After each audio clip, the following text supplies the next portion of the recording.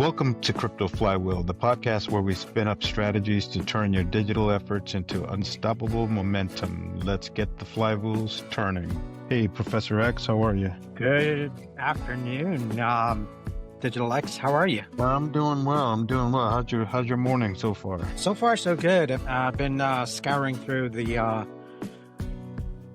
internet, and I see a lot of activity that's going on today itself. I'd like to get right into it and possibly inform our audience exactly what's going on and how they can, how it's relevant to them. Yeah, what's going on in the market today? Well, there's a few things, there's about 4 things that are going on that is specifically to the Dtcc and Canton network tokenization. So the Dtcc is the Depository Trust and Clearing Corporation, and apparently they've partnered with Digital Asset Holdings and the Canton network to tokenize US Treasury securities on a regulated blockchain infrastructure. Now that seems very interesting and revolutionary in the space as far as evolution goes. So that's news, and I'd like to get into how it pertains to you and I and retail investors. Okay, so let me give a little breakdown for our audience and educate the ones that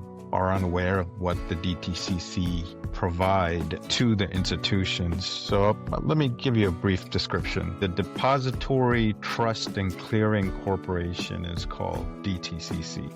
What they do is imagine it's like a massive, super secure back office for the entire U.S. financial system. It's a company owned by banks, brokers, and other big financial players. And here's what they do in simple terms. They hold securities for everyone. Instead of physical paper certificates like the old times, the DTCC keeps digital records of who owns trillions of dollars in stocks, bonds, and more. This is mostly through their subsidiary called DTC, which is a depository trust company.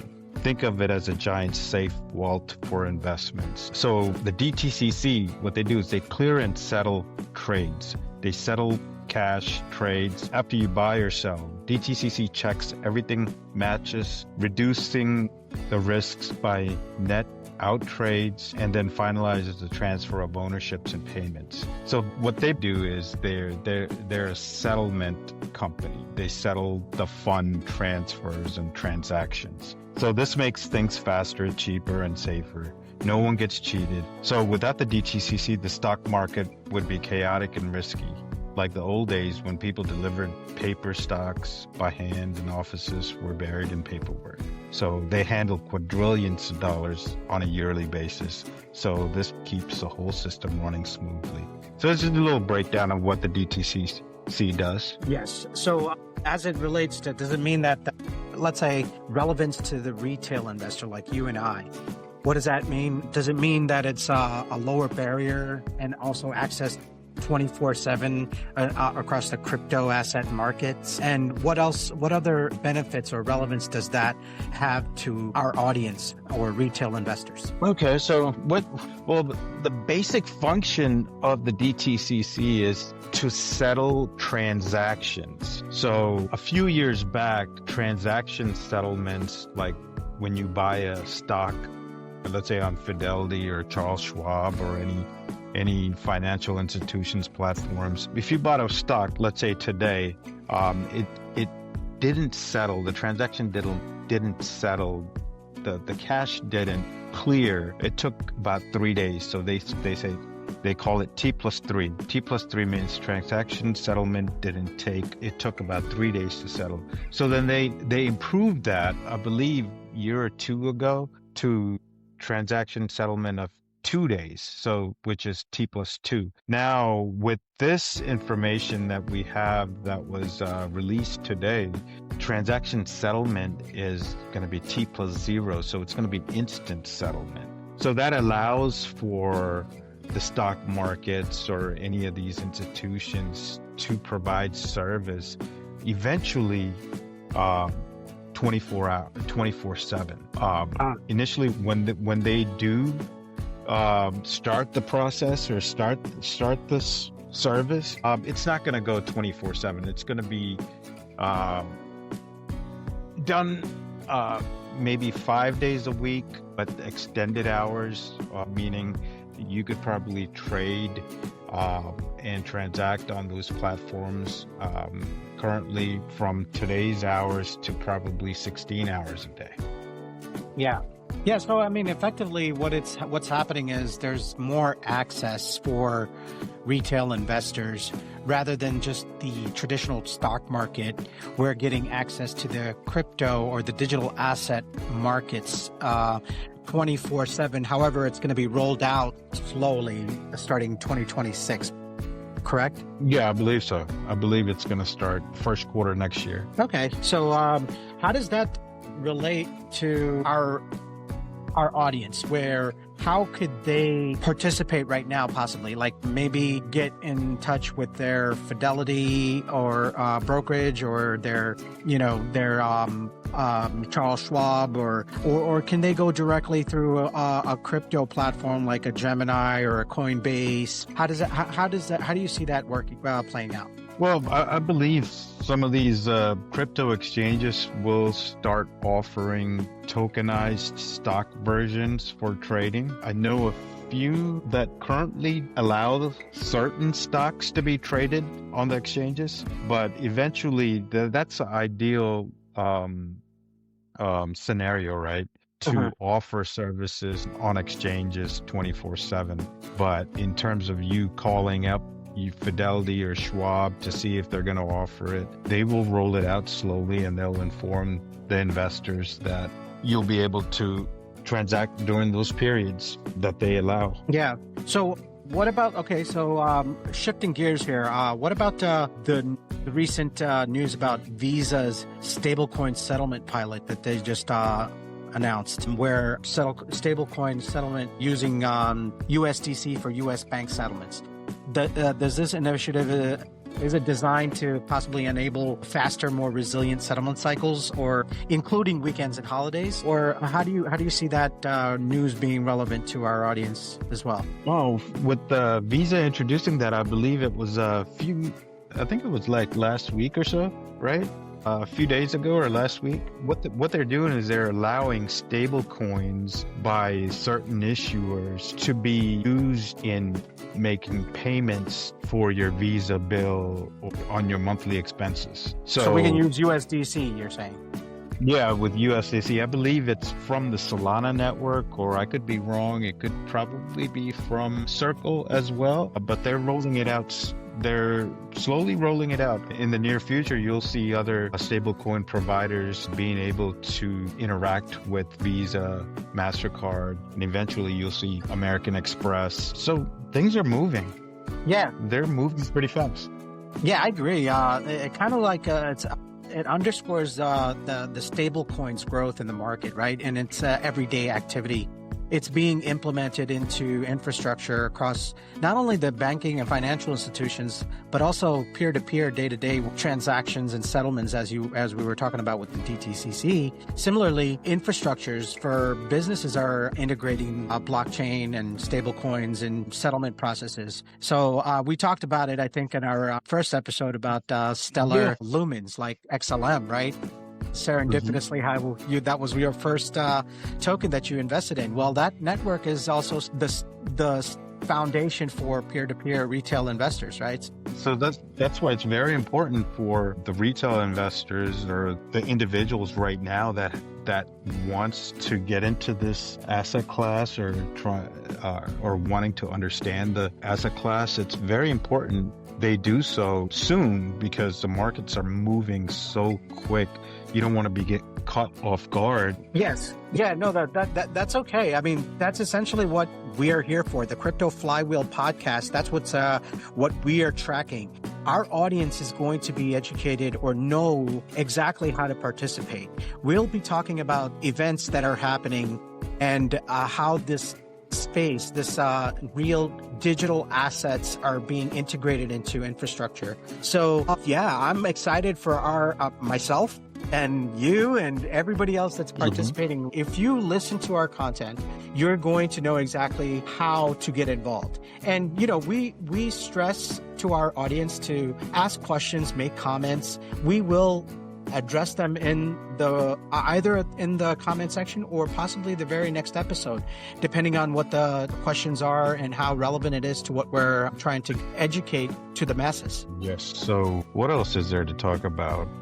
I know a lot of our students voiced their opinions and concerns on the amount of scams that are being portrayed out within the space. So if you want to discuss a little bit of that, we can go ahead and... Well, yeah, for sure. So DigitalX, recently, one of our students actually sent me a screenshot of a letter that they received in the email, in the mail. I looked at the email. It was from a cold storage wallet provider. I'll leave it at that because I don't want to give them a bad name because it had nothing to do with them, the cold storage wallet provider. However, the letter stated that they falsely represented that company and asked for sent a QR code to say that, hey, this is the new regulation that's going on, and in order to have your cold storage wallet work seamlessly, you need to scan this QR code and follow the instructions. So that is a scam, flat out, because no cold storage company is going to send you a mail asking, especially with a QR code, because they know the implications of these phishing and malware and fake scams that are going on in the industry. So our audience will know this because we're going to be talking about it as well. This is just one of maybe like 10 to 20 that we are aware of. Yeah, you're absolutely right. No cold storage companies will ever reach out to you via email, via telephone calls, or via regular mail. So if you do receive any of those, you need to be very cautious and disregard those. The only thing that you have to remember is always keep the seed words and your private keys safe. Do not share those with anyone. Always have a backup produced. Put it in 2 or 3 separate spots and lock it up in a safe. You just got to be very cautious with that, because once they go, your funds are gone. Understood. Yeah, those are very important details that our audience will know, because we will be talking about situations like that and how to safely and securely navigate through the crypto and digital asset space as it becomes a day-to-day and integrated into our business world. So yeah. So let's talk about the markets right now. I mean, it looks horrible the past few weeks, right? So what do you think is really happening? I mean, you think it's going to change around in early 2026, or you think it's gonna pull back up soon? Yeah, I think it will take off. Actually, I think what's happening behind the scenes that is not verified information, but it's my belief. But I think that this market is becoming, the institutions are kind of setting up their investments, if you will. They're going through and manipulating, I want to say is the word. I don't know. It might be a little controversial there, but manipulating the market to ensure that they're buying in cheap, right? Well, that's exactly what it is. Before the price action starts going up and pricing out a lot of the retail investors, they want to make sure that they can maximize on their returns on their investments. So, and they're not buying 1,000 here, 10,000 there, 100,000 there. They're buying in the millions, for sure. So just don't get scared. Just stay in the markets. That's what I say. I agree. Currently, what they're doing is manipulating it. So people are misinformed. And by listening to a lot of these influencers and what have you, pumping and shilling projects that don't make any sense or have real world utility, what our audience needs to be aware is that diamond hands, they call it diamond hands.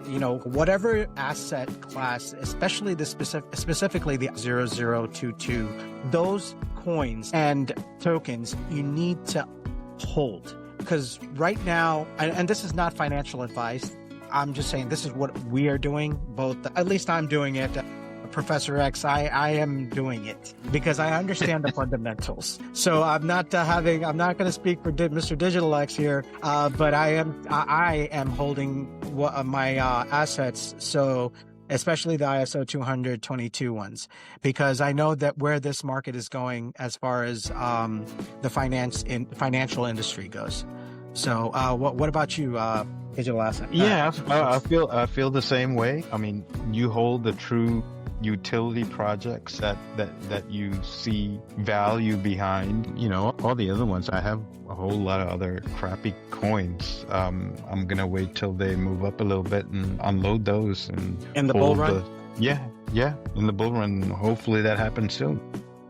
So would you say that we are in a bull run, or are we still in a bear market? Oh, well, I think we're still in the bull run. I think the bull run has gotten extended. Usually it was every 4 years, right? So I think because of the lack of liquidity coming into the market, the bull run has been extended. So I think it's going to get extended till the end of 2026. I would say till third or fourth quarter next year.